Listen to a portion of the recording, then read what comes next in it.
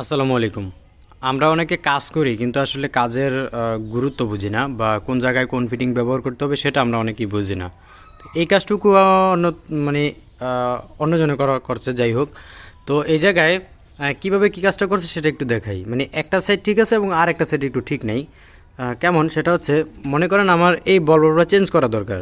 এখন কাছাকাছি কিন্তু ইউনিয়নটা আছে, তার মানে কি ইউনিয়নটা খুলে আমি বলবটা চেঞ্জ করতে পারবো, এটা ঠিক আছে।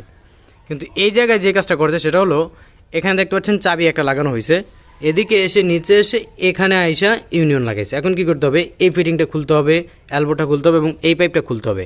মানে কত একটা মানে ঝামেলা আর কি।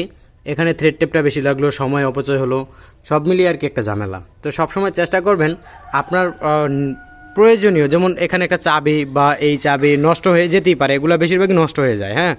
তখন যেন খুব সহজে খুলে ফেলতে পারে বা খুলে ফেলতে পারেন সেদিকে একটু খেয়াল করে